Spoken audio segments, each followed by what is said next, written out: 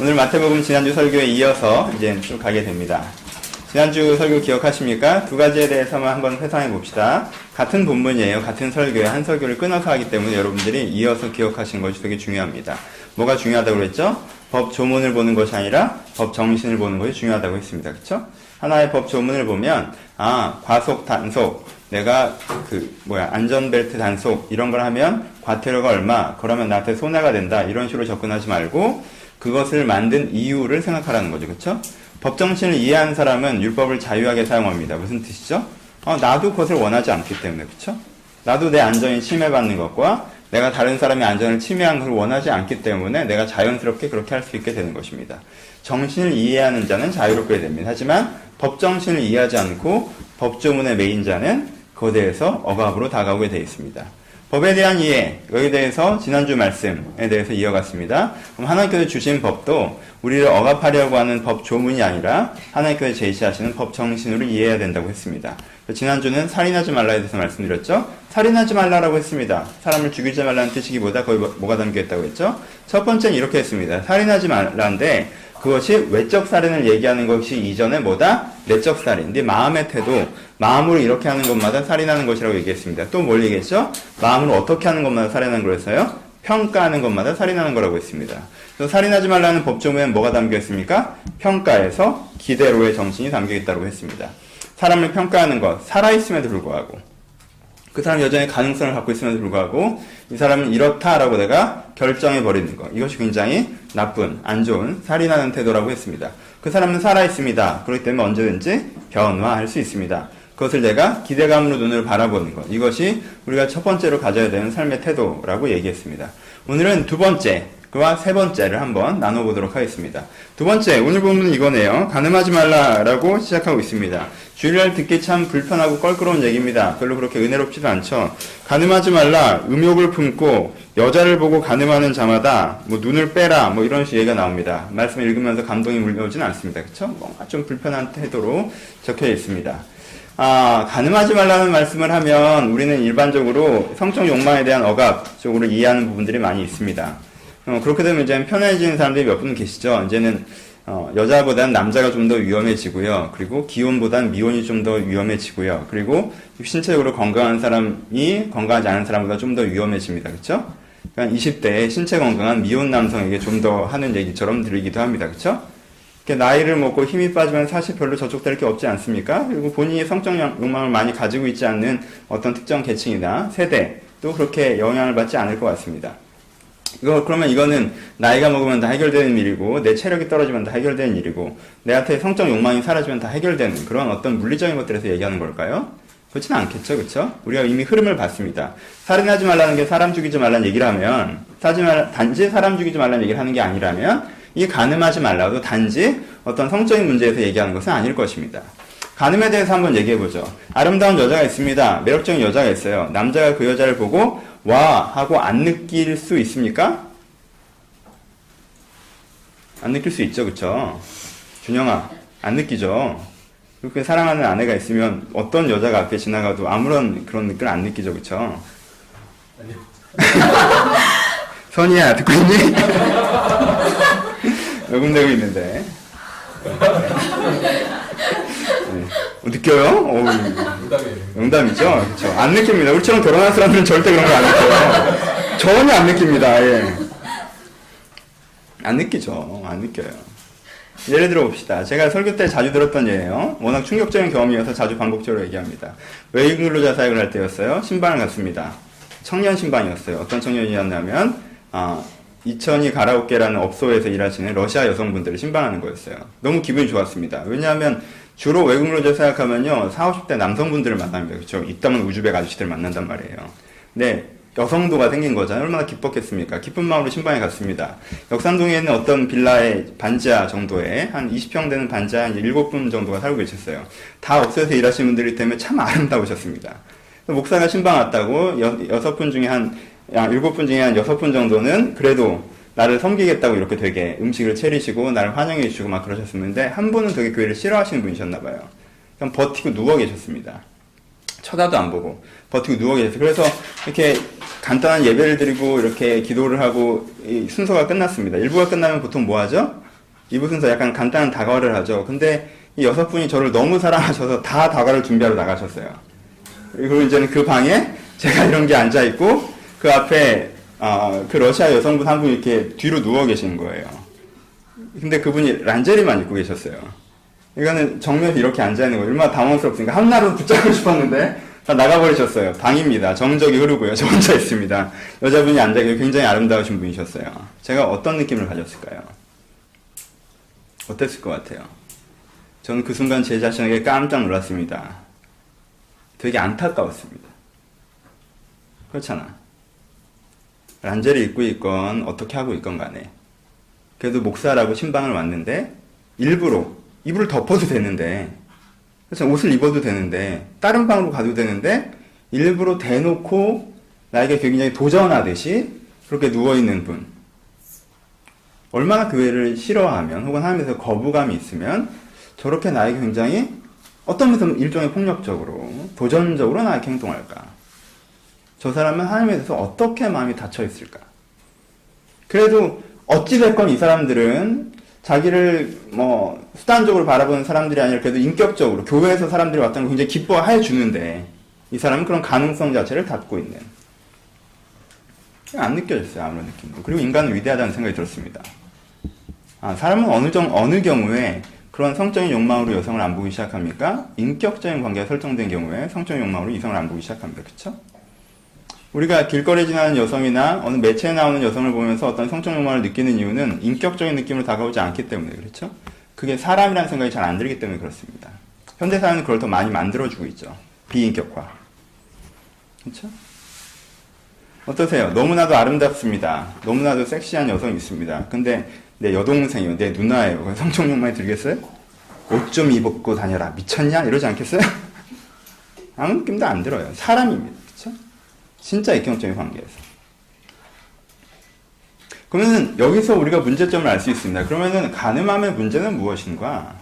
간음이 단지 성적인 문제인가? 좀 더 진행된다면 간음이 상징하는 바는 상대방을 뭘로 보는 거예요? 사람으로 보지 않고 내 어떤 욕망의 수단으로 본다는 것입니다. 욕망의 대상으로 본다는 게 간음의 기본적인 문제입니다. 그래서 간음은 무엇을 얘기하는 것입니까? 수단화를 얘기합니다. 살인이 평가에 대한 문제라면 간음은 수단화에 대한 부분입니다. 수단화는 되게 방대하게 나타납니다. 그렇죠? 누가 누구를 수단화한다. 내가 사람으로서 내 어떤 욕망, 내 어떤 필요를 채우기 위해서 그 사람의 사람으로 보지 않고 그 사람을 내 욕망과 어떤 필요를 채우기 위한 수단으로 생각하는 것. 이것을 전반적으로 간음이라고 표현하는 것입니다. 어떤 친구들은 자기 핸드폰에 있는 주소록을 자랑합니다. 내 핸드폰에는 700명이 들어있어요.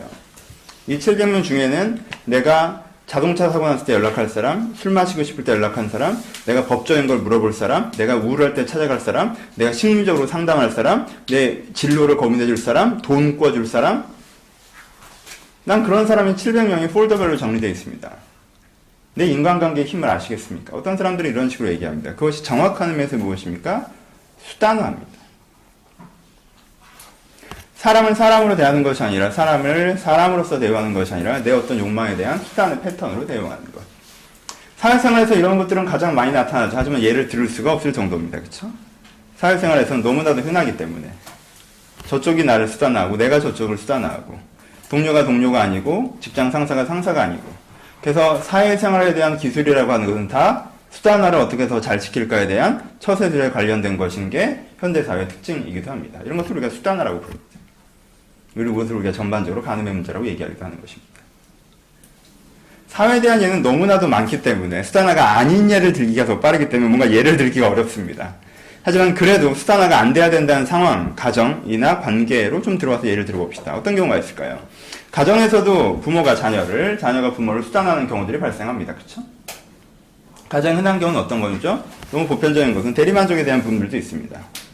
아이에 대해서 어떤 기대를 걸고 아이에 대해서 어떤 희망을 걸고 아이가 이렇게 되기를 바랍니다. 그것이 아이를 위한 것인지 나를 위한 것인지 선이 애매모호해 되는 시점이 발생한다는 거죠. 그것을 표현하는 언어 표현들이 있습니다. 너 때문에 내가 망신스러워서, 이렇게 가면 어떻게 되는 거죠? 아이의 인생의 미래 때문에 내가 지금 마음이 부담스러운 겁니까? 걱정이 되는 겁니까? 아니면은 그 아이, 그런 아들을 갖고 있는 게 망신스럽다는 표현에서 뭐가 담겨 있죠? 수단화가 담겨 있습니다. 뭐죠? 이 아이가 잘 되는 것들을 통해서 내 사회적 명성을 구현하려고 했는데 그 아이가 그것을 실패로 돌려버린 거죠. 그러면 내 마음에 그런 식으로 아이를 대하는 것이 뭐죠? 대체만족이라는 수단으로 아이를 대하는 경우들이 발생합니다. 아직도 가야 할 길 책을 좀 홍보해야 될 것 같습니다. 여러분들 너무 안 읽으셔서. 그래서 일부러 그 책에 있는 예화를 몇 개 가져오도록 하겠습니다. 거기에 이런 예화가 나와 있더라고요. 한 어머니가 있습니다. 한 아이가 있습니다. 아이가 자기의 주관과 생각을 가지기 이전, 아기의 시기까지는 이 엄마는 아이에게 너무너무 잘합니다. 근데 이 아기가 자기의 주관과 생각을 명확하게 드러내서 엄마와 다른 판단, 엄마와 다른 견해, 엄마와 다른 행동들을 하기 시작하면 이 엄마는 급격하게 아이에 대한 사랑을 잊어버립니다. 왜 그러죠? 엄마는 아이를 진짜 위했던 것도 있겠지만 그것보다 내가 누군가에게 절대적인 존재가 되는, 그래서 그가 나에게 이런 절대적인 사랑을 받아야만 살아갈 수 있는 상태인 그 의존감이 좋은 것입니다. 한 아이가 나 아니면 살 수 없고 나에게 절대적으로 의존된 상태에 있는 것이 나에게 되게 뭘 부여하는 거예요? 존재감을 부여하는 것입니다. 그래서 아이가 잘하는 것을 좋아하지 않습니다. 어떤 부모는. 아이가 독립적이 되는 것을 좋아하지 않습니다. 아이가 계속 나에게 의존하기를 바라는 마음이 있습니다. 그렇죠? 마마보이라는 표현들도 있고 이런 표현들을 하는데 그것은 아이가 만들어낸 부분이기보다 부모가 만들어낸 부분이고 그것은 아이를 사랑하기보다는 아이가 나에게 의존하는 것에 존재감을 느끼기 때문이기도 합니다. 관계에서도 그런 경우가 있습니다. 그 책에 이런 예도 나와 있습니다. 한 부인이 남편의 거듭되는 외도와 폭력을 계속 용서합니다. 주변 사람들이 보기엔 너무너무 아름다운 부인입니다. 남편이 3번이나 여자를 때리고 그리고 도망갔습니다. 다시 돌아와서 여자가 받아줍니다. 또 그랬습니다. 여자가 또 받아줍니다. 또 그랬습니다. 또 받아줍니다.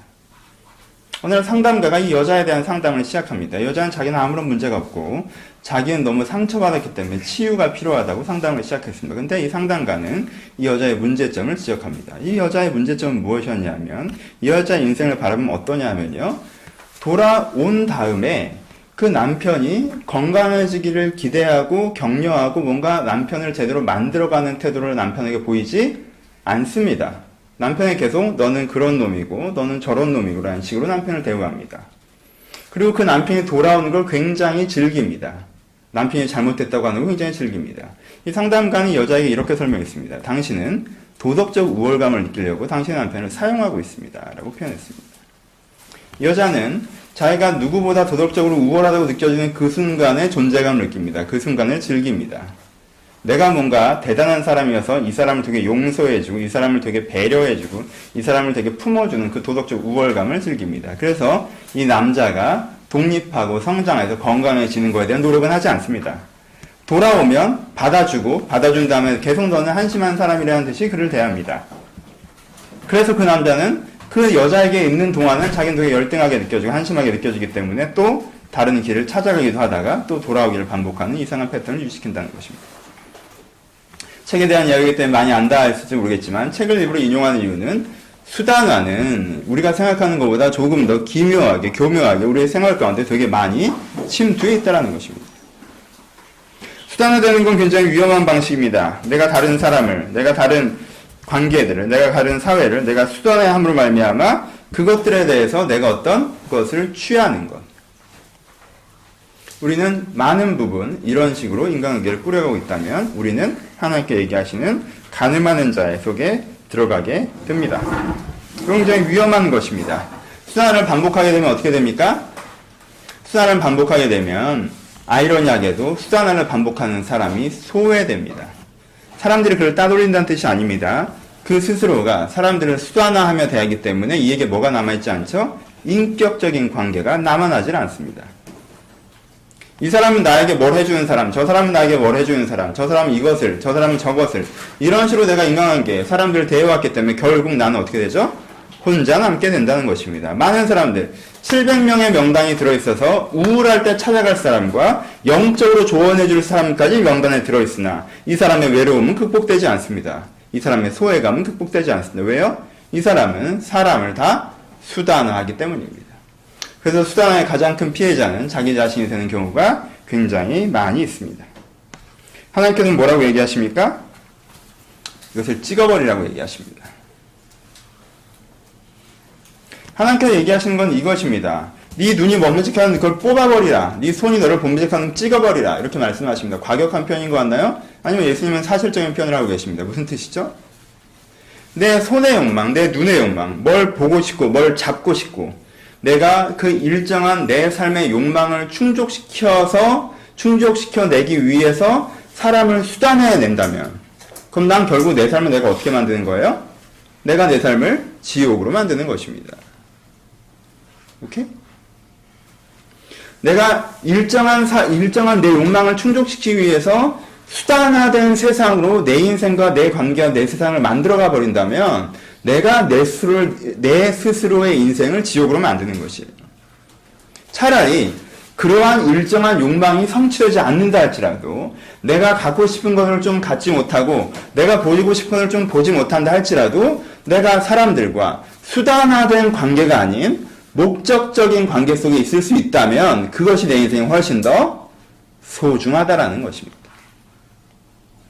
수단화의 반점은 목적적인 관계 인식입니다. 그렇죠? 목적이라는 것은 무엇이죠? 서로가 서로에게 목적이 되는 것입니다. 아, 얘는 날 뭘 해줄 수 있으니까 나도 이걸 해줘야 돼. 얘는 나한테 이런 도움을 주니까 내가 잡고 있어야지. 이런 식의 관계가 아니라 그냥 그 사람의 유익과 그 사람의 행복에 내가 관심이 있어서 내가 그 사람이 목적이 되어서 내가 관계를 꾸려내는 것. 이것이 목적적인 관계라고 얘기를 합니다. 불가능해 보이십니까? 너무 추상적인 얘기 같나요? 아니요. 우리가 수단화가 굉장히 일상적인 것처럼 목적적인 관계도 우리 삶 가운데 일상적으로 존재합니다. 그렇죠? 여러분들의 직장 상사, 직장 동료가 다 그지 같나요? 아니요. 저는 가끔 아름다운 상사와 동료들의 이야기를 전해 듣습니다. 자기 이해관계에 크게 상관없다 할지라도 부하 직원의 미래를 걱정해주는 상사, 앞길을 좀 열어주려고 자기가 노력하는 상사, 그리고 이미 그 회사를 떠나거나 부서를 옮겼음에도 불구하고 계속적으로 이 아이의 진로와 상황에 대해서 상담해주는 상사. 전 이런 상사들의 얘기를 가끔씩은 듣습니다. 물론 안 그런 사람들 얘기를 더 자주 듣기는 합니다. 이런 상사들이 존재합니다. 이런 동료들이 존재합니다. 그렇게 목적적으로 사회생활을 하는 게 불가능한 것이 아닙니다. 이상한 것이 아닙니다. 가능한 것입니다. 부모는 다 아이들을 통해서 대리만족하기 위해서 아이를 키우나요? 그렇지 않습니다. 대부분의 부모들은 아이의 미래를 걱정합니다. 순수하게. 그렇죠? 아이가 잘 되기를 소원합니다. 물론 자기의 잘못된 관점을 투영할 때도 있고 자기의 성질 때문에 실수할 때도 있지만 대부분의 부모들은 목적적인 관계를 갖고 있습니다. 어떻죠? 이 사람이 정말 잘 되길 기대하기 때문에 이에게 뭔가를 대한다는 것입니다. 그리고 그가 잘 된다면 내적으로나 외적으로나 그가 건강하게 잘 성장해 나간다면 그것으로 내가 받을 수 있는 페이, 내 보상은 다 받았다라고 생각하는 것입니다. 그것이 대부분의 부모의 태도입니다. 그렇지 않나요? 여러분들의 친구 관계나 여러분들의 연애 관계에서도 마찬가지입니다. 연애에서 다 나를 수단해서 대하나요? 그렇지 않습니다. 여러분들의 연애에서 수단해서 나를 대했던 사람들은 2, 3년이 지나면 거지 같은 연애로 기억됩니다. 그렇죠? 그렇게 기억됩니다. 그때 걔가 나를 사실 외로워서 만났구나. 내가 나를 이뻐서 만났구나. 내가 잘해주니까 만났구나. 이렇게 이 부풀었던 게 가라앉고 그냥 그때 팩트가 보이기 시작하면요. 그랬던 연애들은, 수단화된 연애들은 기억되지 않습니다. 불편한 기억이, 불쾌한 기억이죠. 하지만 몇 년이 지나도 기억되는 연애들이 있습니다. 무엇이죠? 아, 그래도 걔는 나를 정말 아껴줬다. 걔는 순수하게 그래도 내가 잘 되기를 참 기대해줬다는 기억되는 연애들 있습니다. 그런 연애들은 헤어져도 상처로 기억되지 않고 인생에 대한 건강한 영향력으로 그에게 남아있을 수 있습니다. 친구에서도 수단화된 친구들만 존재하나요? 물론 여러분들이 그런 관계를 만들어갔을 수도 있습니다. 학교 가서 밥을 같이 먹어야 되니까 사람들과 어울리고 유쾌하게 떠들고 그래서 이 강의 끝나고 이 사람들과 밥을 먹고 이 학교를 졸업하면 만나지 않을 사이이고 교회 가면 이 사람들이 나를 되게 편하게 내 얘기를 들어주고 내가 좀 찡얼거려도 받아주고 그렇게 하니까 이 교회를 잘 다니고 하지만 그 사람들 어찌 보면 나를 받아주지 않으면 관계가 끊어지고 이렇게 되면 수단화된 관계겠죠. 하지만 어떤 친구들은 목적적입니다. 그렇죠? 그가 잘 되길 정말 바라고 그도 내가 잘 되길 정말 바라고 그래서 서로가 서로에게 자주 못 보더라도 여전히 격려자로 남아있는 것 이런 것이 목적적인 관계입니다.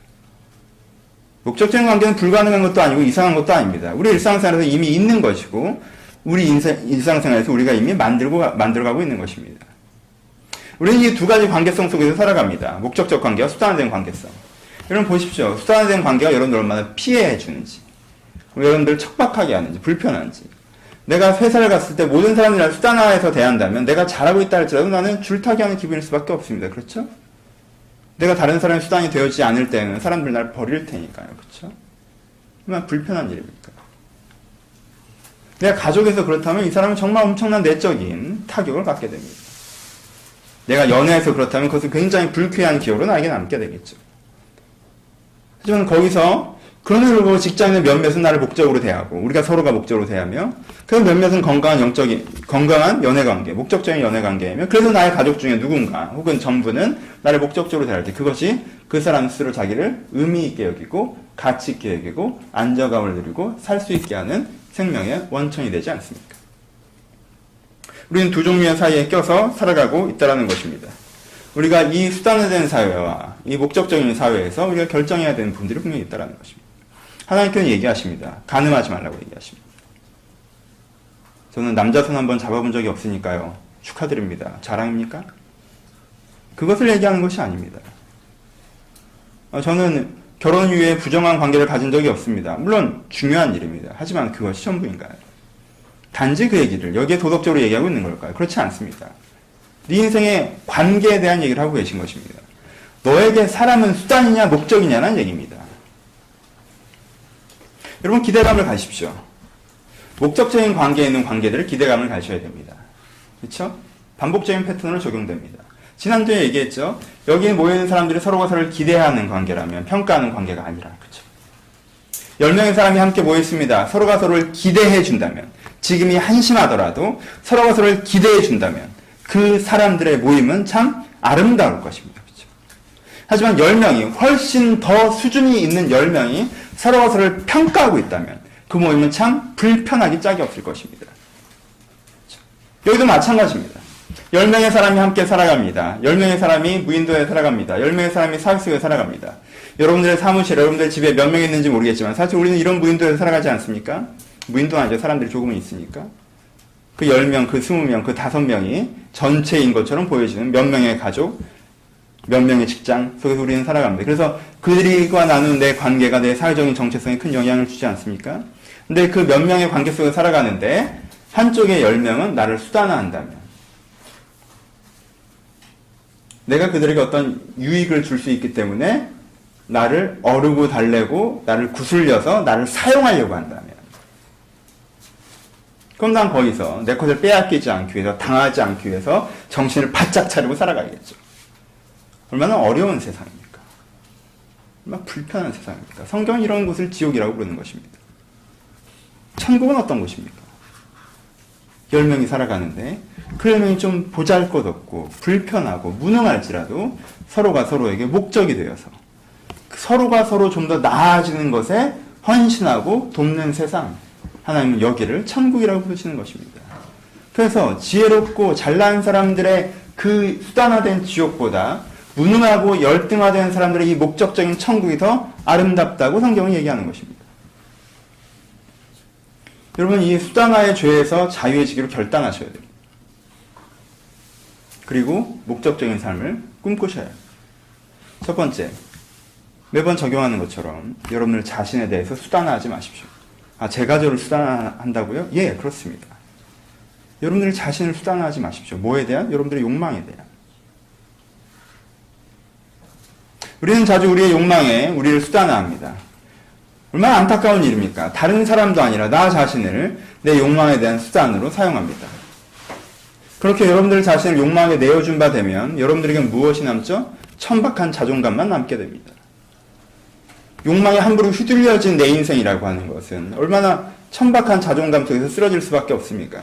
여러분들이 자고 싶은 만큼 자고 먹고 싶은 만큼 먹고 욕망을 느끼기 위해서 여러분들이 여러분의 삶을 방망하게 그저 내어드릴 때 여러분들 가운데 무엇이 남습니까? 우리는 목적으로 삼아야 됩니다. 누구를? 나 자신을. 여러분 자신을 소중히 여기십시오. 내 자신을 소중히 여기는 사람은 함부로 내 인생을 욕망에 방치하지 않습니다. 함부로 내 인생을 욕망에 내버려둘 수 없습니다. 왜요? 나는 소중하니까요. 내가 인격적으로 보는 어떤 누군가를 절대 내 욕망의 대상으로 보지 못하는 것처럼 내가 나를 정말 인격적으로 소중하게 의미 있게 목적으로 본다면 욕망의 나를 함부로 방치할 수 없습니다. 우리는 나를 목적으로 두는 것을 먼저 생각해야 됩니다. 나를 목적으로 두십시오. 내 인생에 내가 좀 더 건강해지는 사람, 내가 좀 더 아름다워지는 사람, 내가 정말 제대로 되는 사람이 되는 건 나에게 굉장히 소중한 목적이 돼야 됩니다. 그리고 그 목적으로 나를 대해야 됩니다. 욕망의 수단으로 나를 대하지 않고요. 하나님이 여러분들에게 수단화되지 않게 깨어 주의하십시오. 우리는 얼마나 자주 하나님께 간음합니까? 하나님 우리의 수단처럼 생각합니다. 나를 좀 더 편안하게 해주는, 나를 좀 더 성공시켜주는, 나를 좀 더 안정시켜주는 수단으로 하나님을 생각합니다. 그래서 내가 좀 더 편안하지 않는다면, 내가 좀 더 안정되지 않는다면, 내가 좀 더 성공적이지 않다면 쉽게 하나님을 원망하기도 합니다. 하나님 왜 이따위로 일을 하시냐고. 여러분, 하나님은 여러분들의 수단이 아닙니다. 하나님을 수단화하면서부터 여러분들과 하나님의 건강한 관계가 깨어지는 것입니다. 그 깨어진 관계 속에서 깨어진 삶과 깨어진 신앙이 나오는 것입니다. 하나님의 목적입니다. 하나님이 기뻐하시는 것. 하나님이 즐거워하시는 것. 하나님께 맞는 대로 내가 헤어드리는 것. 하나님께 목적이 되는 것. 사람을 수단화하지 마십시오. 이 본문의 가장 명확한 의미는 하나님이나 나로 변주되기 전에 사람을 수단화하지 말라는 것입니다. 여러분들의 사소한 욕망을 충족시키고자 사람들을 수단으로 대하지 마십시오. 내가 이 사람을 좀 사용하면 내가 조금 더 성공할 수 있고, 내가 이 사람을 좀 더 사용하면 내가 어떤 기회를 얻을 수 있고, 내가 이 사람을 사용하면 내가 정서적으로 지금 좀 위로받을 수 있다고 해도 그렇게 하지 마십시오. 차라리 그 팔과 그 눈을 뽑아버리고 잘라버리십시오. 그 욕망이 충족되지 않아도 됩니다. 조금 더 외로우셔도 되고요. 조금 덜 성공하셔도 됩니다. 그래도 사람과 사람으로 남아있는 것이 훨씬 더 중요한 것입니다. 내가 사람을 사람으로 대할 수 있는 것. 그것이 나에게 훨씬 더 중요하다는 것입니다.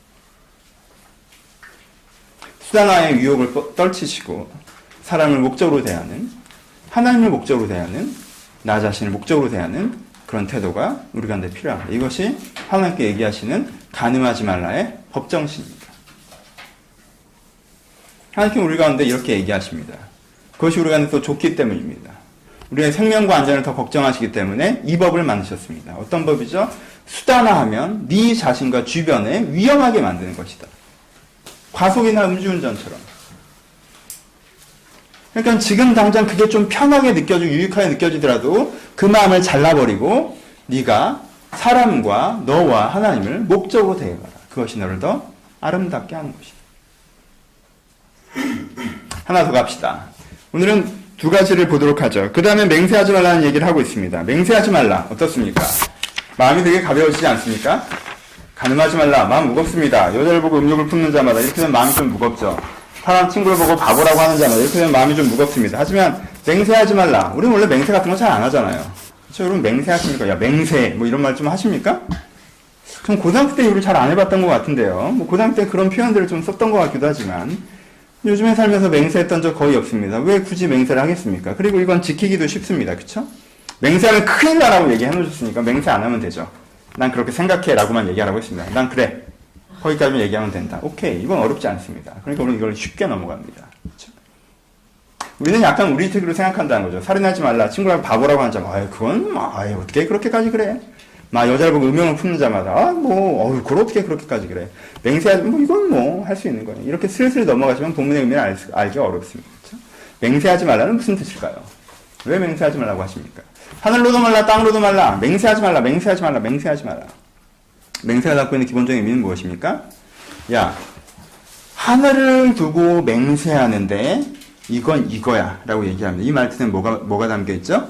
내 이 말은 하늘이 있는 것처럼 맞는 말이라는 뜻입니다. 그렇죠? 하늘이 있는 한 내 말이 맞으라는 뜻이에요. 그렇죠? 그렇죠? 맹세라는 건 뭐예요? 자기 과신입니다. 하나님은 이 맹세하는 것을 절대 다른 죄악보다 낮은 죄악으로 얘기하지 않으셨습니다. 간음이나 살인만큼이나 문제가 있는 죄악이라고 얘기하십니다. 평가와 수단화만큼이나 혹은 그보다 더 나쁜 것이 뭐죠? 자기 과신입니다. 자기가 너무나 맞다고 생각하는 것입니다. 이 얼마나 위험한 것입니다. 봅시다. 한 나라의 지도자가 있습니다. 대통령이 있다고 치죠. 왕이 있다고 칩시다. 그 왕이 있는데 이 사람은요, 평가 아니라 기대하는 사람입니다. 우리나라가 잘 될 수 있다고 기대합니다. 이 사람이 생각합니다. 이 사람은 자기가 부귀영화를 누리는 수단으로서 왕의 역할, 대통령 역할을 하는 사람이 아닙니다. 목적적입니다. 이 나라가 정말 잘 되는 게 목적입니다. 그런데 이 사람은 자기 과신하는 사람입니다. 이 나라가 잘 되고 이 나라가 제대로 되는 거에 있어서 내 생각이 완전 맞다고 생각합니다. 그럼 이 사람은 어떤 왕이 되죠? 수단하지도 않고 평가하지도 않지만 이 사람은 폭력적인 지도자가 됩니다. 그렇죠? 그럼 우리 집은 어떤가요? 아버지가 계십니다. 이분은 이 가족을 기대하십니다. 우리 집이 이렇게 됐으면 좋겠다고 생각하십니다. 이게 목적이십니다. 그게 이 집이 이렇게 되는 거. 그것에 대해서 헌신할 마음이 있습니다. 수단하지 않습니다. 평가하지 않습니다. 근데 자기 과신합니다. 자기 말이 다 맞답니다. 자기 생각대로 해야 그렇게 되는 거라고 합니다. 그 아버지는 이 가정의 선물일까요? 위기일까요? 자기 과신의 위험성은 굉장히 명확합니다. 우리는 자기 과신에 대해서 그렇게 많이 생각하지 않지만 사실 이 시대의 가장 큰 문제 중에 하나가 자기 과신의 문제라는 것을 우리가 기억해야 됩니다. 청년들은 기성세대들이랑 잘 대화하지 않습니다. 왜인지 아십니까? 기성세대들이 자기 과신하기 때문에 그렇습니다. 자기는 100% 맞다고 생각하고 얘기하는 사람과는 사람들이 얘기하고 싶어 하지 않습니다. 무슨 뜻이에요? 자기 과신하는 사람은 두 가지를 경험하게 되는데 자기가 능력이 약할 때에는 단절되고요. 자기가 능력이 강할 때에는 억압적이 됩니다. 이해되시죠? 자기 과신적인 부모가 있다고 합시다. 그러면은 이 부모님은 아이가 20살이 될 때까지는 아이를 억압합니다. 그리고 아이가 20살이 넘으면 애한테 무시당합니다. 그것이 우리가 기성세대와 잘 소통하지 않는 이유입니다. 자기 과신. 자기는 너무나도 맞다고 생각하는 거예요. 그래서 우리는 그것을 비웃고 자기 과신하지 않고 자기 의견을 표현할 줄 아는 기성세대를 만나면 굉장히 열려있고 청년 같다라고 얘기를 합니다. 컨텐츠, 내용에 대해서 얘기하는 것이 아닙니다. 태도에 대해서 얘기하는 것입니다. 그렇죠? 여러분들은 항상 그걸 얘기해요. 태도에 대해서요. 기성세대임에도 불구하고 자기 과신적인 태도로 얘기하는 것이 아니라 자기의 하나의 의견으로서 다음 세대에 얘기할 수 있는 사람을 보면 아, 청년 같고 젊고 얘기가 통하고 이렇게 얘기합니다. 내용을 얘기하는 게 아니에요. 태도를 얘기하는 것이지. 여러분들은 항상 그렇게 얘기합니다. 그럼 봅시다. 여러분들은요. 우리는요. 어떻죠? 우리는 자기 과신하지 않습니까? 자기 과신이라는 것은 자기 과신이 생기는 가장 큰 문제 가장 큰 그 특징 중에 하나는 뭐냐면 경험의 일반화의 오류입니다. 세상에 제일 무서운 사람이 어떤 사람인지 아십니까? 한 권의 책을 읽은 사람입니다. 이 사람은 무섭습니다.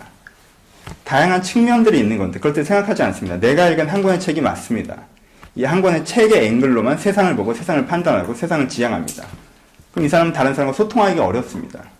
그렇죠? 다양한 측면을 보지 못한다는 거죠. 근데 가장 위험한 한 권의 책이 뭐냐면 자기의 살아온 경험이라는 책 한 권으로 세상을 보는 사람입니다. 이 사람이 제일 위험합니다. 이 사람은 이런 표현을 많이 써봅니다. 아, 나도 비슷한 사람을 만나봤어. 누군가 상담하면. 나도 비슷한 일들을 겪어봤어. 막 이렇게 얘기를 합니다. 물론 우리가 누군가가 얘기했을 때 그 중에 내 인생에 그가 얘기하는 것과 가장 큰 유비를 가지고 누군가에게 조언해주게 됩니다. 근데 자기 경험이라는 한 권의 책을 가진 사람은요, 자기 경험이 절대적으로 옳기 때문에 그런 사람은 이렇게 돼야 돼. 그런 일 있을 땐 저렇게 해야 되라고 자기 경험에 비추어서 얘기해 주는데 그걸 너무 절대화해서 얘기합니다. 그럼 그때부터 어떻게 되죠? 관계가 어그러지기 시작합니다. 사실은. 여러분들은 그런 사람을 못 만나봤습니다. 걔 중 내가 만난 사람 중에 얘가 걔랑 제일 비슷한 것 뿐이에요. 여러분들은 그런 일을 안 겪어봤습니다. 걔 중 내가 겪은 일 중에 그 일이 제일 비슷한 것 뿐이죠. 저도 마찬가지입니다. 그렇죠? 그렇게 조언하는 것 뿐이에요. 그래서 조언적 한계가 명확한 것입니다. 그게 내 생각엔 이래 라고 얘기하면서 멈추면 문제가 없지만 그게 확신이 되고 과신이 될 때 위험해진다는 것입니다. 이미 얘기한 것처럼 두 가지 현상이 나타납니다. 어떻게 되죠? 내가 강할 때는 억압적이 되고 내가 약할 때는 내가 단절되고 여러분의 생각이 너무 강한 것이 얼마나 위험한 것인지 생각하실 필요가 있습니다. 자기과신의 반대는 무엇일까요? 동등성에 대한 인식입니다. 그렇죠? 성경은 예수님은 동등성에 대한 인식을 굉장히 중요하게 얘기하셨습니다. 왜냐하면요. 성경은 자주 사랑의 가치를 얘기한다고 얘기하고 성경은 자주 자유의 가치를 많이 얘기한다고 얘기하지만 성경에서 지금 이 부분이 뭐에 대한 가치를 얘기하냐면 평등에 대한 가치를 이야기하는 것입니다. 여러분, 평등은 모든 사람들이 같은 것을 가지고 있는 것이 평등이 아닙니다. 평등은 소유의 문제가 아니라 인식의 문제입니다. 평등은 모든 사람이 같은 소유를 갖고 있을 때 달성되는 것이 아니라 평등은 모든 사람이 우리가 동등하다라는 인식을 가질 때 달성되는 것입니다. 돈이 없다 해도, 돈이 있다 해도, 공부를 많이 했다 해도, 공부를 적게 했다 해도, 사회적인 소수자라고 하여도, 외국인 근로자라고 하여도, 이방인이라고 하여도 그가 나와 동등하다라는 인식, 이 동등성에 대한 인식이 평등을 만들어내는 것입니다. 나와 동등한 자인데 사회적 기회를 얻지 못했다면 그를 배려해야 되지 않겠습니까? 나와 동등한 자인데 과도한 대우를 받고 있다면 그에 대해서 제약이 필요하다고 얘기하지 않겠습니까? 우리 가운데 동등성에 대한 인식이 사실 평등으로의 길이고 성경에게는 평등의 가치입니다. 기독교는 자주 자유를 추구하고 사랑을 추구하나 평등은 좀 아닌 듯이 마치 계급이 있는 것처럼 생각하는 경향성이 있습니다. 그렇지 않습니다. 기독교는 평등을 추구합니다. 그리고 그 평등은 단지 사회 구조적이고 외형적인 평등이 아니라 내적으로부터 시작되는 진정한 평등을 얘기합니다. 우리는 다 동등하다는 인식. 아, 넌 네 말이, 그래, 네 말이 맞구나. 아, 그래, 네 말이 맞네. 자기 의견 없이 이렇게 하라는 게 아니에요.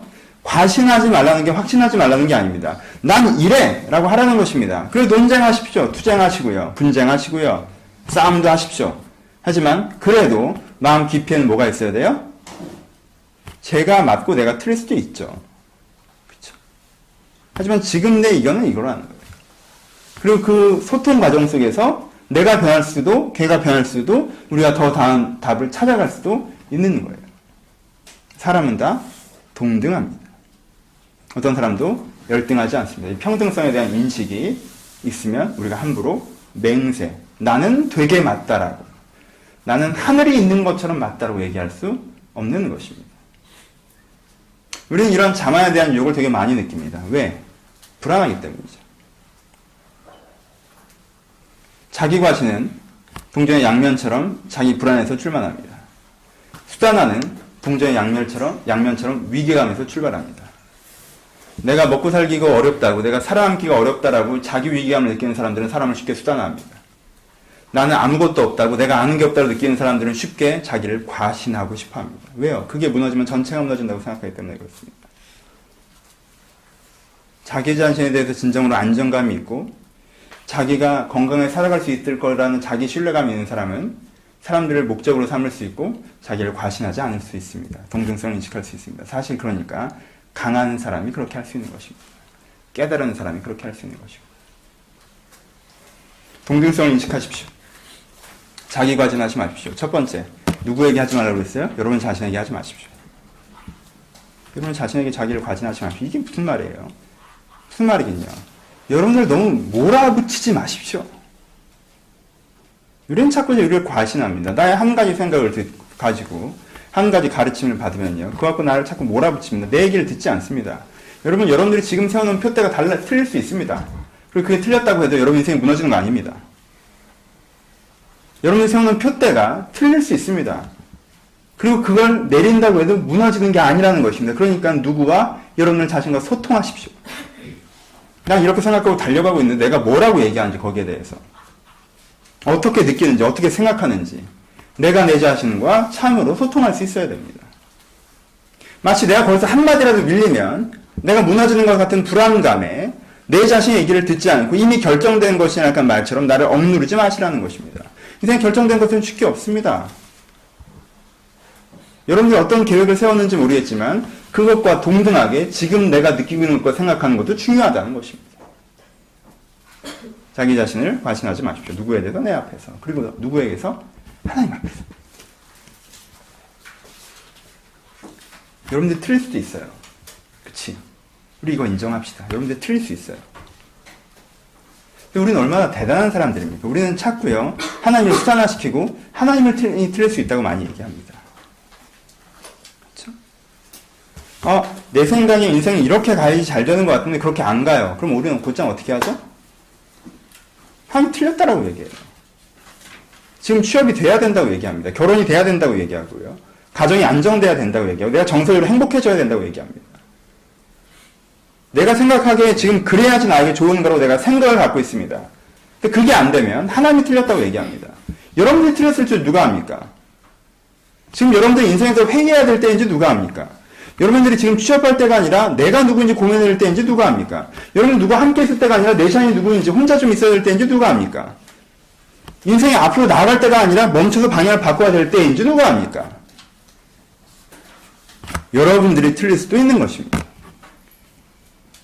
우리의 틀과 선을 만들어 놓고 하나님을 거기에 맞추려고 하는 태도는 위험합니다. 그렇죠? 우리가 거기에 대해 변화할 필요가 있습니다.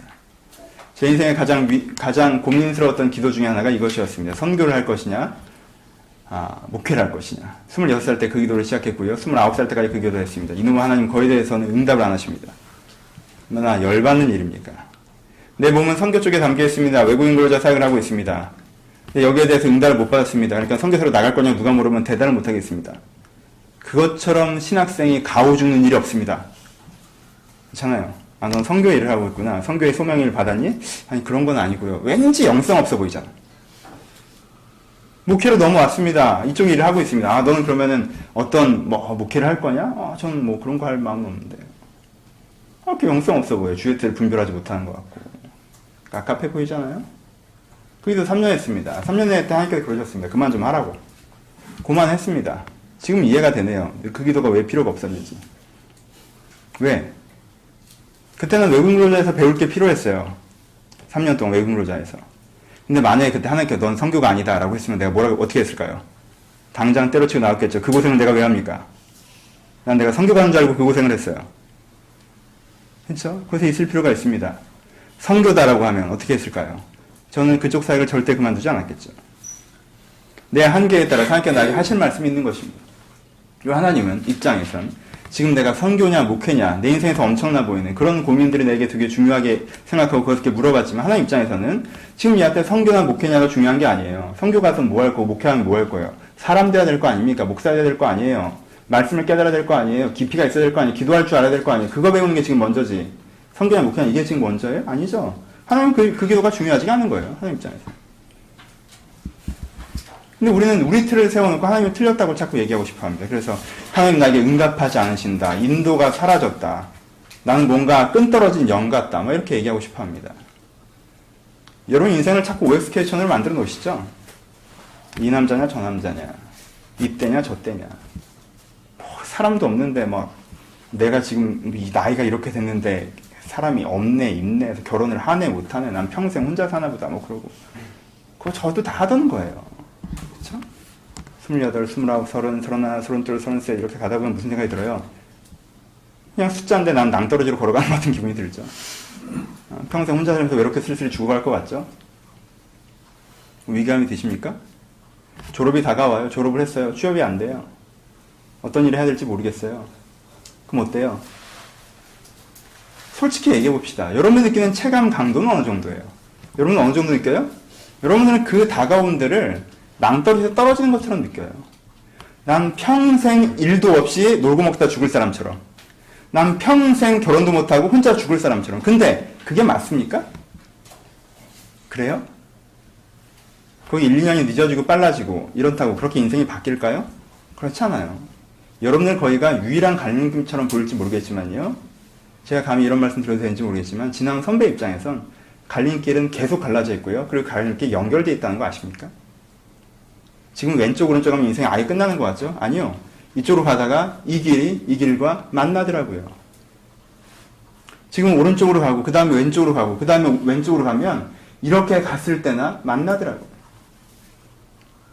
인생은요. 수많은 갈림길들 사이에 여러분들이 방향을 보고 걸어가는 것이지 한 번의 갈림길로 인생이 결정되는 게 아니라는 것입니다. 근데 우리는 왜 어떻게 하죠? 자기 과신합니다. 내가 지금 느끼고 있는 거, 내가 지금 생각하고 있는 거, 내가 지금 보고 있는 거 이것이 전부인 것처럼 이것이 완전히 맞는 틀인 것처럼 이 시각이, 이 기준이, 이 사고가 굉장히 맞는 것처럼 과신합니다. 여러분 맹세한다는 단어를 쓰지 않아도 그것이 맹세임을 기억하십시오. 여러분들의 말은 하늘이 아닙니다. 여러분들의 말은 땅이 아닙니다. 여러분들의 생각은 맞는 것이 아닐 수 있습니다. 그러니까 내려놓으셔야 됩니다. 과신하지 않는 것이 우리 가운데 필요합니다. 이 두 가지의 세상을 한번 꿈꿔봅시다. 왼쪽의 세상은 어떤 세상이에요? 다 지가 맞다고 합니다. 정말 어려운 일이죠. 그렇죠? 현대사회는 참 똑똑한 사람들을 많이 만들어내려고 합니다. 지가 맞는 세상. 팩트가 밀려도 논리로 극복해야 되는. 그래서 밀리면 안 되는. 내가 맞는. 10명이 모였으면 다 자기가 맞다라고 합니다. 그 세상이 아름다울까요? 아니면 나는 이렇게 생각하는데 너는 어떻게 생각하느냐고 서로가 서로를 존중하고 소통해내서 대답을 만들어내는 사회가 아름다울까요? 어디서 여러분들이 더 자유로움과 평안함을 느끼고 싶어 하실 것 같습니까? 어떤 세상에 살고 싶으십니까? 그래서 하나님 앞에서, 여러분들 자신 앞에서, 사람들 앞에서 여러분들을 과신하지 않는 것이 필요합니다. 이렇게? 두터만 하니까 조금 뛰어가게 되지만 우리 마음을 정리하면서 결론으로 가봅시다. 결론 좀 깁니다. 지금 예수님이 이 설교를 누구에게 하고 계시죠? 바리새인들에게 하고 계시죠? 예수님의 톤이 어때요? 칭찬하는 톤이에요? 뭐라고 하는 것 같아요? 뭐라고 하는 것 같죠? 바리새인들의 지금 문제가 무엇입니까? 바리새인들은 이런 상태입니다. 어떤 상태예요? 이 법 정신은 이해하지 못한 상태에서 법 조문만 보고 있습니다. 그리고 그 법 조문을 지켰다고 해서 자기가 되게 잘하고 있다고 생각합니다. 그렇죠? 근데 예수님 보시면 되게 애매한 상태입니다. 어떤 상태예요? 자기는 말씀대로 되게 잘하고 있다고 생각하는데 바리새인들의 특징이 어떻습니까? 평가가 굉장히 강하죠. 사람들에 대해서. 니네 왜 이거 안 지키냐? 니네 왜 저거 안 지키냐? 이런 죽일놈들, 이런 썩. 평가가 굉장히 강합니다. 바리새인들은. 그리고요. 예수님은 바리새인들을 욕하시면서 그들의 명예를 추구함과 돈을 추구함들을 굉장히 신랄하게 비판하십니다. 그 사람들의 속내가 어떻게 되어 있다는 거죠? 사람들이 많은 곳에서 기도하기를 즐깁니다. 기도하겠다는 거예요? 사람들한테 보이겠다는 거예요? 뭐예요? 사람들이 나를 좋아해 주는 게 되게 좋은 거죠? 수단화시키죠? 바리새인이라면 영적 지도자입니다. 그들에게 유익이 되는 것이 무엇인지 생각해야 되는데 그것이 아니라 뭐가 좋은 거예요? 그들이 날 바라보는 시선이 좋은 겁니다. 그 사람들은 이 바리새인들에게 목적입니까? 수단입니까? 수단이죠. 그들에게 선한 영향을 미쳐야 되는 사람들인데 뭐가 좋아요? 그들이 내는 헌금이 좋습니다. 그럼 그들은 무엇입니까? 수단이죠. 바리새인들의 가장 큰 특징이 무엇입니까? 자기 과신입니다. 어느 정도로 자기를 과신합니까? 예수가 메시아일 수 있는 가능성에 대해서 바리새인들 가운데 토론이 벌어졌습니다. 예수가 메시아일 수 있는 가능성이 있었어요. 그들도 그것을 알고 있었습니다. 몇 가지 틀린 포인트가 있었죠. 고향이 베들레헴이 아니에요. 실제는 베들레헴에 태어났었지만 갈릴리 출신입니다. 그리고 그가 바리새인들을 그렇게 좋아하지 않습니다. 근데 그의 기적과 이상화 설교들을 들어보면 그가 메시아일 수도 있어요. 양쪽이 쟁론이 있었습니다. 근데 바리새인들이 어떻게 하나요? 예수가 하는 지금의 사역이 국정, 전체로 나라를 흉흉하게, 불안하게 만들기 때문에 한 사람이 죽고 전체가 편해지는 게 좋겠다고 얘기하고 예수를 죽이기로 결단합니다. 그리고 죽여버립니다. 얼마나 대단한 사람들입니까? 하늘의 응답이 온 것도 아니고 말씀의 깨달음이 온 것도 아닌데 자기들끼리 회의해서 없는 게 더 낫겠다고 결정하니까 메시아일 수도 있는 사람을 죽이기로 결정했습니다. 자기 과신의 사람들. 얼마나 우스꽝스러운 상황이 벌어진지 아십니까? 얼마나 우스꽝스러운 상황입니까? 말씀을 듣고 말씀을 가장 잘 지키고 있다고 생각하는 이 사람들은 껍데기 몇 개만 지키고 흉내내면서 자기는 되게 잘하고 있다고 얘기하고 속내를 들여다보면 예수님께서 가장 하지 말라고 했던 그 마음의 태도, 삶의 태도, 지옥의 삶을 살고 있으면서 자기는 그렇지 않다라고 생각하는 것입니다. 현대에 적용시켜 봅시다. 우리는 어떻습니까? 사람들은 종교를 굉장히 단순화시키는 습관이 있습니다. 어떻게 해요? 일정한 종교 행위를 지키고 일정한 도덕 규칙을 지키는 것이 종교라고 생각합니다. 기독교는 무엇입니까? 주일날 예배 드리고 11조 드리고 교회 봉사 좀 하고 그리고 술, 담배 안 하고 여자 문제 정결하고 이게 기독교라고 얘기합니다. 사람들은 모든 종교를 이런 식으로 단순화시키고 싶어 합니다. 현대 기독교에 교회 안에 있는 사람들도 이런 실수에 빠질 때가 있습니다. 그래서 기독교는 일정 행동만 안 하면 술, 담배 안 하고 여자 문제 깨끗하고 그리고 내가 사회에서 크게 사회의 법칙을 어기지 않았으면 대한민국 현행법을 어기지 않았으면 나는 괜찮은 사회적 태도를 갖고 있는 사람이다 라고 생각합니다. 그거 정도 지키면 된다고 생각합니다. 그래서 술 먹은 사람 비난합니다. 담배 피는 사람 비난합니다. 주일날 교회 안 가는 사람 비난합니다. 그게 굉장히 큰 기준이라고 되는 것처럼 사람들을 대합니다. 그걸 하고 있으니까 되게 제가 잘하고 있는 것처럼 스스로 생각합니다. 그런 것이 그 마음 가운데 있습니다. 근데 실상을 보면 어떻죠? 이 사람은, 이 기독교회는 어떻습니까? 유난히 자기 과신이 심합니다. 하나님께서 그렇게 정말 응답하셨는지 선명하지도 않는데 자기가 기도하다가 문득 든 생각, 자기가 자의적으로 생각한 성경 구절 하나, 자기가 교회 생활하면서 겪었던 나름대로의 삶의 노하우라는 그 책 한 권, 그것을 통해서 이건 이거야 라고 생각하면 그 말이 마치 하나님의 말씀인 양 굽니다. 그리고 사람들에 대해서 그 사람이 목적이고 그 사람이 변화되고 그 사람이 새로워지는 것이 그 태도이기보다 수단화가 일어납니다. 교회 안에서. 내가 잘 지내려면, 교회 생활을 잘 하려면, 여기는 이 관계가 내 개인 생활에 어떤 유익을 주니까, 그리고 평가가 심합니다. 많은 사람들이 얘기하죠. 교회는 말이 많다고. 그 말이 많다는 뜻이 이 말이 많다는 뜻입니까? 아니요. 평가가 많다는 뜻입니다. 누가 어땠대 저땠대. 정보량이 교류되는 것이라면 왜 뭐라고 하겠습니까? 누가 힘든 일이 있습니다. 교회 전체가 알게 됐습니다. 뭐가 문제입니까? 그 사람들이 내가 목적인 사람들이라면, 그 사람들이 나를 기대하는 사람들이라면, 그 사람들이 나와 동등성을 인식하는 사람들이라면, 내가 좀 어려운 일을 당해서 내가 열등하기 때문이 아니란 걸 알고 있는 사람들이고, 나처럼 아파하되 어떻게 하면 내게 도움이 될까 생각하는 사람이고, 내가 더 좋아질 걸 기대하는 사람들이라면 나에 대한 정보가 교회 좀 돌아다닌다 한들 뭐가 문제가 되겠습니까? 교회가 말 많은 곳이라고 할 때 하는 이 액센트는 뭐죠? 평가가 많다는 뜻입니다. 그에게 생기는 어려운 일이 마치 그가 열등해서 그런 것처럼, 하나님이 처벌하신 것처럼, 자기 나름대로 에이 이래서 저런 거야 저래서 저런 거야 이런 식의 뭘 안다고 아무것도 모르는 사람들이 하나님입니다. 그렇게 보냅니다. 그것이 예수님께서 이 설교를 하시는 이유입니다. 여러분들 두세 개가 있습니다. 여러분들이 오해에 빠지시면 안 됩니다. 기독교는 단지 여러분들의 행동 방침을 몇 개를 정해주는 거 아닙니다. 그러려면 여러분들은 바리새인보다 열등한 사람들입니다. 바리새인들은 그래도 진짜 일요일날, 주일날이 되면 아침에 일어나서 저녁에 잠들 때까지 무거운 거 듣고 걸어가는 것까지 지켰던 사람들입니다. 안 그래요? 그거 다 지켰습니다. 그 사람들. 얼마나 잘 지켰습니까? 여러분들 바리새인, 유대인, 그 당시 유대인이랑 좀 유추해서 봅시다. 요즘에 여러분 터키 같은 데서 미국 잡지가 발행되면 어떻게 하는지 보신 적 있으십니까? 무슬림권에서 미국 잡지가 나갈 때 여자가 약간 나시티 갖고 있는 거 입고 나오면 여기다 검은 칠해서 내보냅니다. 그렇죠? 왜? 보고 음식을 품을까봐. 페인트칠 같은 거 해놔서 진짜 멋진 모델이 있는데 여기 다 검은 칠 되어 있습니다. 유대인들은 그렇게까지 했습니다. 여러분들은 그렇게 하십니까? 규칙 몇 개 만들어놨습니까? 몇 개 되지도 않죠? 한국 기독교의 규칙이라고 하는 것은. 주일날 교회 나와서 앉아있고 예배 드리고 11조 내고 술 담배 안 하고 이런 거 몇 개밖에 안 되지 않아요? 그걸 했다고 내가 뭔가 변화되고 새로워집니까? 아니죠. 예수님의 규칙이 그럴 리가 없잖아요. 예수님이 말씀하신 진짜 규칙은 이겁니다. 너희가 살인하지 말고 평가하지 말고 수단화하지 말고 자기 과신하지 말고 내가 사람들에서 그렇게 하는 것이 아니라 그 반대로 사람들을 기대하고 사람들을 목적으로 삼고 사람들과 동등하다는 걸 인식하고 살아가는 거예요. 내 마음에서. 이게 예수님의 법칙입니다. 그렇죠? 여기서 한번 점검해 봅시다. 이 얘기가 부담스러우십니까? 기대되십니까? 차라리 살인을 안 하고 말죠. 그렇죠? 차라리 그냥 12세의 관람가만 다 보고 말죠. 이게 더 어려울 수도 있어요. 여기서 포인트를 봅시다. 이게 부담되십니까? 기대하십니까? 라고 물어볼 때 여러분들이 어떤 사람은 부담될까? 어떤 사람은 기대될 거예요.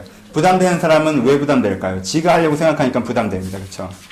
기대되는 사람은 왜 기대될까요? 그런 애들이랑 산다고 생각하니까 기대됩니다. 자기가 할 생각이보다는. 그렇죠? 기대돼요. 사람들이 내 주변 사람들이 날 목적으로 대하고 날 기대하고 나와 동등하다고 생각되면 얼마나 아름다울까요? 그런 데서 살고 싶네요. 그럼 기대감이 생깁니다. 그렇죠? 근데 걔들을 내가 기대하고 동등하다고 생각하고 걔들을 목적으로 이러려면 피곤하겠다 이렇게 생각되는 거죠. 포인트를 봅시다. 후반부를 먼저 하십시오. 전반부를 나중에 하시고 지난주에 얘기했던 것처럼. 오케이? 먼저 기대하십시오. 여러분들이 살고 싶은 세상이 그런 세상이라는 걸 먼저 생각하세요. 여러분이 살고 싶은 세상은 그런 세상입니다. 그렇죠? 여러분들이 살고 싶은 세상은요, 돈이 많은 세상이 아니에요. 여러분들이 성공한 세상이 아닙니다. 사회적으로 위협을 달성한 세상이 아니에요. 사람들이 여러분들을 바라보는 어떤 스타 같은 인간이 되는 게 여러분들의 살고 싶은 세상이 아닙니다. 여러분들이 살고 싶은 세상은요, 내가 진짜 살고 싶은 세상은 서로가 서로를 목적으로 하고, 서로가 서로를 기대하고, 서로가 서로가 동등한 자유와 사랑과 평등의 세상이 내가 살고 싶은 세상입니다. 그렇죠? 그게 예수가 꿈꾸던 세상입니다. 그리고 여러분들이 그 세상의 일원이 되고 싶음을 마음에 뜨겁게 깨달으셔야 돼요. 그런 사람만 법조문에서 자유하면서 법정신으로 나아갈 수가 있습니다.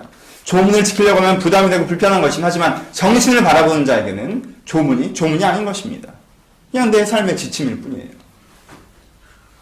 내 생명을 소중히 여깁니다. 한 가정의 가장이에요. 그럼 내 생명을 소중히 여기기 위해서 내가 안전속도를 유지하고 내가 벨트를 매는 게 그게 억압입니까? 자유입니까? 자유입니다.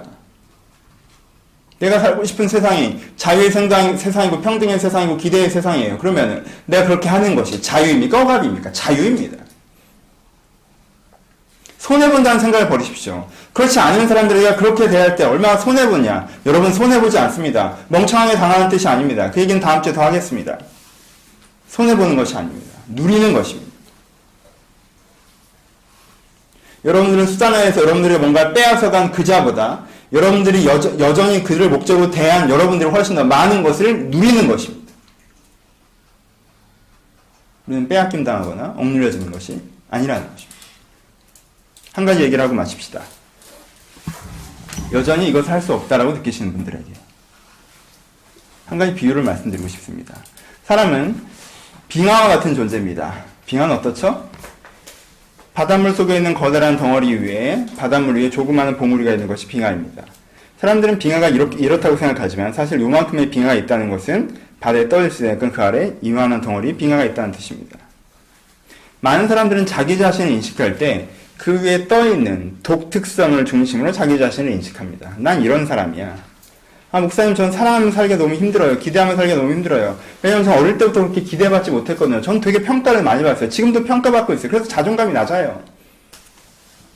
목사님, 저 그러기 힘들어요. 저는 막 제가 맞다는 생각이, 전 제 고집이 세고 제가 맞다는 생각이 너무 확실해서 전 다른 사람 말을 정말 안 듣거든요. 제가 어떻게 수단을 안 시키고 살아요. 세상이 이렇게 돌아가는데. 자기가 경험한, 자기가 지금 갖고 있는 환경, 자기가 갖고 있는 상황, 이걸로 자기 자신을 생각해서 이것을 못하겠다고 합니다. 물론 맞습니다, 여러분. 그렇게 말하면 맞습니다. 근데요, 이걸 바꾸십시오. 이게 되게 중요한 건데, 기독교에서는요, 여러분들이 경험하는 요만큼의 독특성을 가지고 스스로 인식하시면 안 되고, 그 밑에 인간이라는 보편성을 가지고 스스로 인식하셔야 됩니다. 오케이? 어려워? 어렵지만 고민해봐요. 여러분들이 다른 사람을 사랑할 수 있는, 다른 사람을 기대할 수 있는, 다른 사람과 동등성을 느낄 수 있는 이유는요, 여러분들의 개인사의 관점에서, 경험에서, 축적된 어떤 생각에서, 난 이런 사람이니까가 아니라, 여러분들이 사람이니까 할 수 있는 겁니다. 오케이? 여러분들이 사람이니까 할 수 있는 거. 왜? 하나님은 사람을 사랑할 수 있도록, 기대할 수 있도록, 평등할 수 있도록, 자유할 수 있도록 만드셨습니다. 하나님은 하나님을 닮게 만드셨습니다. 내가 사람이니까 그걸 할 수 있는 거예요. 내가 한 번도 그걸 해본 적이 없다 할지라도 내가 사람이니까 그걸 할 수 있는 것입니다. 내 독특성이 아니라 내 보편성을 스스로 인식하는 것이 기독교에서 필요합니다. 그렇게 보편성을 스스로 인식하면서 이 일을 이루어내는 사람은요, 겸손할 수 있겠죠. 그쵸? 왜? 사람이니까 한 건데 뭐가 그렇게 잘났겠습니까? 하지만 그 독특성 속에서 자기가 그걸 이렇게 해냈다고 하는 사람은요, 못 해냅니다. 왜? 그 순간 다시 교만함으로 빠져들 것이기 때문에 그렇습니다. 주관에서 벗어나서 객관을 넘어오십시오. 그게 예수 믿음 아닙니까? 언더의 그 보편성을 스스로 인식하시는 것이 필요합니다. 이 어려움을 이해하셨으면 좋겠습니다. 하지만 쉬운 예를 들어봅시다. 여기에 평생 운동을 한 번도 안 해본 사람이 있습니다. 여기도 있으시죠? 30평생 살아오면서 근육이란 걸 삶에서 겪어본 적이 없는 한 개인이 있다고 칩시다. 트레이너에게 가서 얘기합니다. 저 운동을 30년 동안 한 번도 안 해봤습니다. 전 운동 감각이 진짜 없습니다. 전 그리고요, 지금 제 몸에 지방의 비율이 70%입니다. 트레이너에게 얘기합니다. 제 인생 전체에 운동이란 게 되지 않습니다. 이런 저도 저런 몸짱이 될 수 있을까요? 라고 트레이너에게 물어봅니다. 트레이너가 그 사람에게, 그렇게 운동을 안 하셨으면 안 되겠네요. 그렇게 체지방 비율이 높으니까 안 되시겠네요. 그렇게 운동 감각이 없으시면 안 되시겠네요. 당신의 경험과 성향과 현재를 생각해 볼 때 당신이 안 되겠네요. 라고 얘기합니까? 아니요. 무조건 됩니다. 라고 얘기합니다. 왜요? 왜 그래요? 그 사람의 개인의 독특성을 봐서 그래요? 그 사람의 성향 이런 거에 대한 깊은 이해가 있어서 그래요? 아니에요. 그냥 얘가 사람이니까 된다고 하는 거예요. 왜? 사람이면 되는 거예요, 그게. 몸뚱아리 갖고 있으면요, 자기가 잡아 돌리는 대로 돌려버리면 되는 겁니다, 그게. 30평생 한 번도 그런 적 없어도요, 그러면 되는 거예요. 왜? 사람이잖아. 자기 두 발로 여기까지 걸어갖고, 보니까 사지육체 멀쩡하게 돼 있으면, 이게 되는 거란 말이에요, 오케이? 그게 보편성이라는 것입니다. 어렵지 않죠? 몸뚱아리도 그런데 하물며 사람이야, 오케이? 여러분들의 인격이, 여러분들의 성품이, 여러분들의 성향이, 저는 그렇지가 않아요. 저는 되게 이타적인 애가 아니라 이기적인 애예요. 저는 상처를 많이 받은 애예요. 저는 이런 경험이 있어요. 저는 되게 고집센 애예요. 예! 하지만 됩니다. 왜? 사람이잖아. 사람이잖아요, 우리는. 사람이잖아요. 사람인 척 하고 계신 분들이 계세요? 우리는 다 사람이에요. 그것이 우리의 가능성이에요. 하나님은 사람을 그렇게 만드셨습니다. 지키려고 하지 마십시오. 깨달으려고 하십시오. 행동하기 이전에 믿으십시오. 이것이 하나님께 우리 가운데 주신 새로운 법칙입니다. 이러한 삶을 구현했으면 좋겠습니다. 어디서? 먼저 혼자 있을 때 하세요. 딴 데고 살려고 하지 말고. 혼자 있을 때 하세요. 스스로를 기대하십시오. 스스로에게 귀 기울이세요. 스스로를 목적으로 하십시오. 내 말에 내가 귀 기울여야 됩니다. 그리고 내가 나를 기대해야 됩니다. 혼자 먼저 하십시오. 딴 데가 살려니까 힘든 거예요. 나랑도 안 되는데 누구랑 합니까? 먼저 혼자 하십시오. 그리고 교회 와서 해보려고 하십시오. 그렇잖아. 최소한 여기는 이러한 전제에 동의하는 사람들이잖아요. 그렇죠? 여기서 해보려고 하세요. 여기서 해보려고 하십시오. 여기서 한번 해보십시오. 여기서 잘 모르는 사람을 좀 더 다가서 보고, 기대해보고, 동등성을 취해보고, 여기서 해보려고 해보십시오. 그리고 세상에서도 한번 해보십시오. 그렇게 해보십시오. 그렇게 몇 년 하다 보면, 어느 시점에 좀, 혹은 꽤 그런 사람이 되어져 있는 것입니다.